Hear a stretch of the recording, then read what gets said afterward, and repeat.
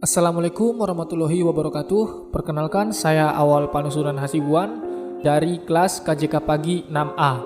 Di sini saya akan menjelaskan tentang tutorial membuat jaringan VLAN dengan aplikasi Cisco Packet Tracer.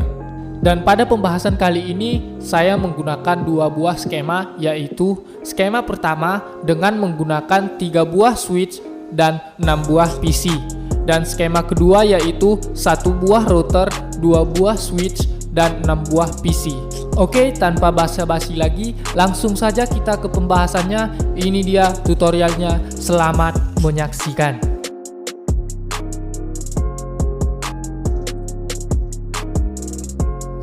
Pertama-tama kita drag 3 buah switch dan 6 buah PC ke area workspace dari project Cisco Packet Tracer kita.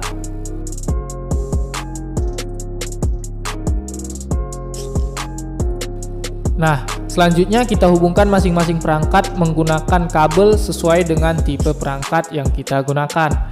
Di sini saya menggunakan kabel cross untuk menghubungkan switch dengan switch. Dan dari switch ke PC saya menggunakan kabel tipe strike. Nah, karena di sini saya membangun 3 buah jaringan VLAN, maka saya memberi tanda untuk masing-masing perangkat menggunakan VLAN berapa dan jaringannya menggunakan IP berapa.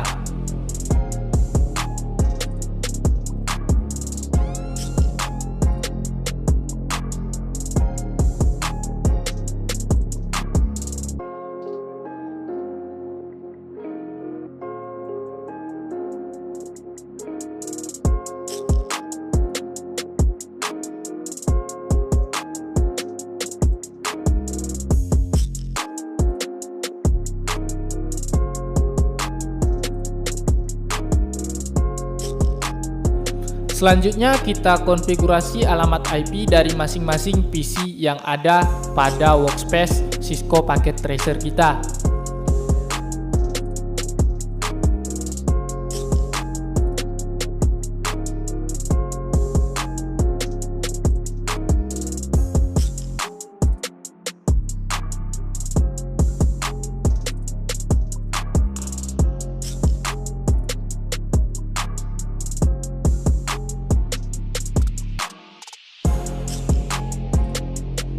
Selanjutnya kita konfigurasi masing-masing switch untuk mengatur nama VLAN dan masing-masing port yang digunakan untuk VLAN tersebut. Pertama kali untuk mengaktifkannya yaitu kita ketikkan enable atau di sini bisa disingkat EN. Kemudian konfigurasi terminal kita ketikkan dia conft. Selanjutnya kita tambahkan dia VLAN-nya yaitu dengan mengetikkan VLAN, kemudian kita ketikkan nama VLAN-nya. Di sini VLAN 10, name VLAN 10, VLAN 20, name VLAN 20, begitu selanjutnya. Selanjutnya kita konfigurasi port yang digunakan untuk masing-masing VLAN. Contohnya interface range F0/1 sampai 8. Switch port akses VLAN 10. Jadi di sini dari interface port 1 sampai port 8 dia mengakses VLAN 10. Begitu dia seterusnya.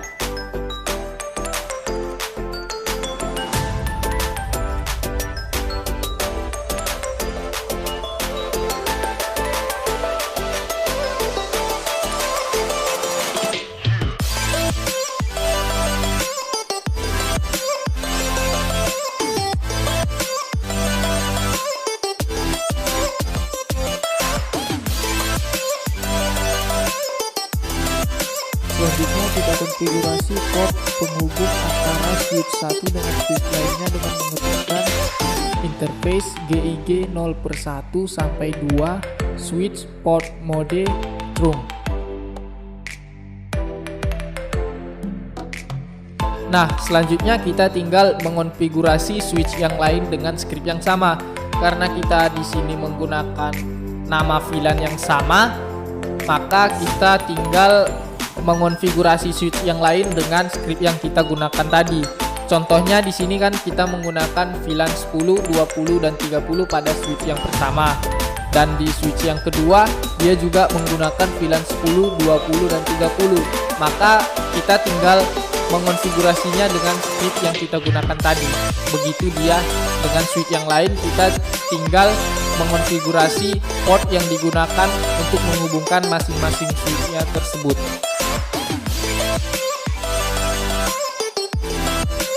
Nah, selanjutnya kita tinggal melakukan pengujian apakah konfigurasi yang kita lakukan berhasil atau masih gagal. Di sini kita bisa melakukan pengujian dengan melakukan ping IP address pada masing-masing perangkat. Contohnya saya di sini melakukan ping IP address melalui CMD antara perangkat yang terhubung di VLAN 10 dengan VLAN 10. Jika hasil yang ditampilkan adalah reply from, maka konfigurasi yang kita lakukan tadi sudah berhasil. Dan jika hasil yang ditampilkan adalah request timeout, maka konfigurasi kita tadi masih gagal dan kita harus mengulangi konfigurasi tersebut jika konfigurasi kita masih gagal. Oke, karena konfigurasi pada skema pertama ini sudah berhasil, maka kita bisa langsung ke skema berikutnya. Ini dia skema kedua.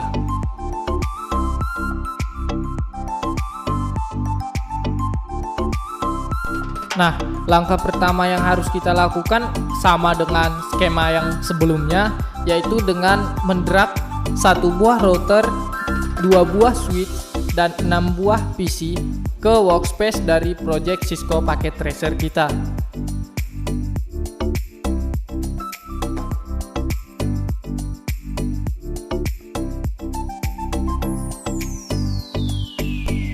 Selanjutnya kita hubungkan masing-masing perangkat dengan menggunakan kabel bertipe stripe.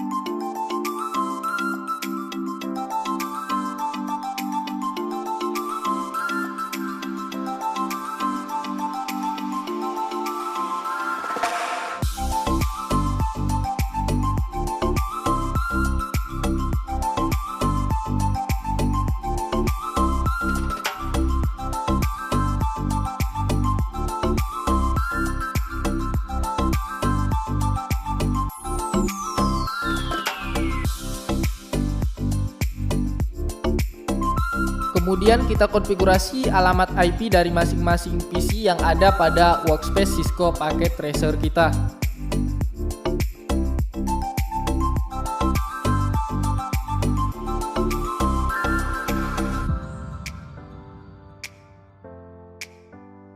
Sama halnya pada skema sebelumnya, selanjutnya kita konfigurasi switch untuk menambahkan database VLAN dan port akses dari masing-masing VLAN.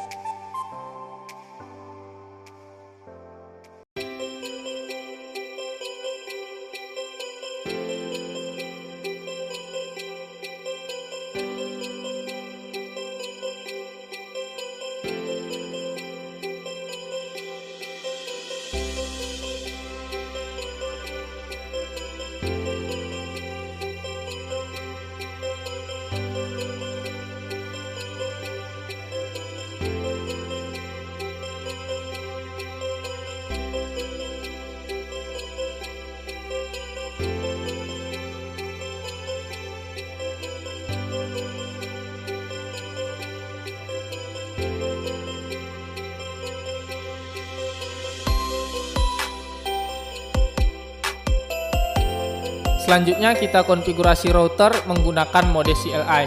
Pertama kita aktifkan router dengan mengetikkan enable atau bisa disingkat dengan EN.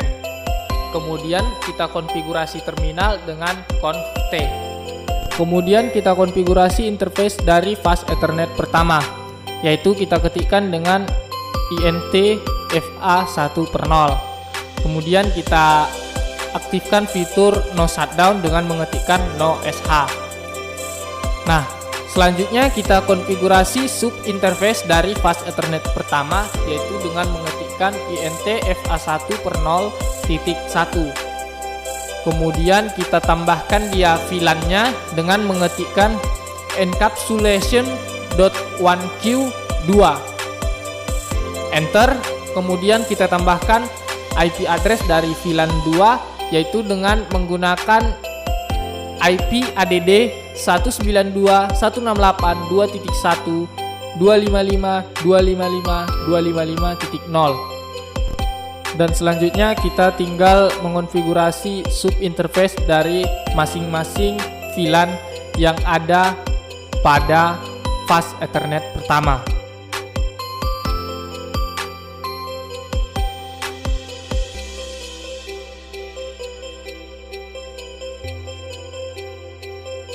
Selanjutnya kita konfigurasi interface fast Ethernet 0 per 0. Scriptnya sama dengan yang kita gunakan pada fast Ethernet 1 per 0. Kemudian setelah kita konfigurasi, kita simpan dia dengan mengetikkan do write.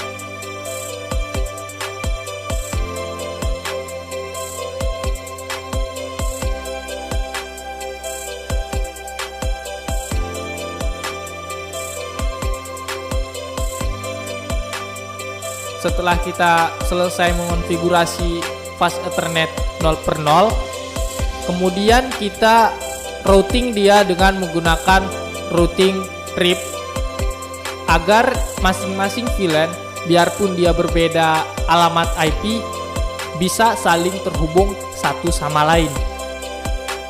Contohnya di sini, pertama kita ketikkan dia network gateway dari 192.168.2.0.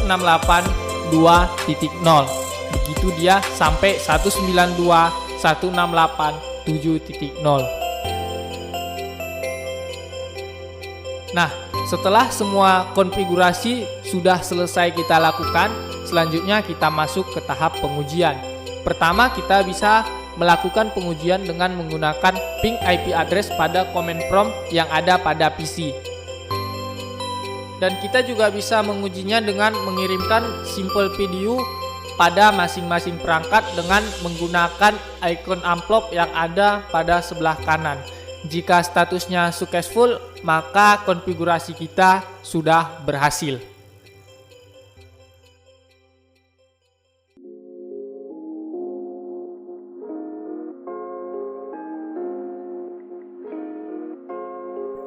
Demikianlah penjelasan saya tentang tutorial membuat jaringan VLAN dengan aplikasi Cisco Packet Tracer. Dan perbandingan antara dua skema yang kita buat tadi adalah, jika kita membangun jaringan VLAN dengan skema yang pertama, maka masing-masing perangkat hanya bisa berkomunikasi dengan VLAN yang sama. Contohnya jika perangkat menggunakan VLAN 10, maka dia hanya bisa berkomunikasi dengan VLAN 10 juga. Dibandingkan dengan skema yang kedua, masing-masing perangkat bisa saling terhubung dan saling berkomunikasi dengan seluruh perangkat yang ada pada jaringan tersebut. Karena pada skema kedua ini kita mengkonfigurasi yang namanya routing dinamik pada router agar seluruh perangkat yang ada pada jaringan tersebut bisa saling terhubung dan saling berkomunikasi meskipun dia berbeda VLAN dan IP address-nya. Dan menurut saya skema jaringan pada skema yang kedua ini lebih baik karena masing-masing perangkat bisa saling terhubung dan saling berkomunikasi satu sama lain meskipun berbeda VLAN dan berbeda IP address-nya. Sekian penjelasan dari saya, sampai jumpa di video selanjutnya. Salam damai.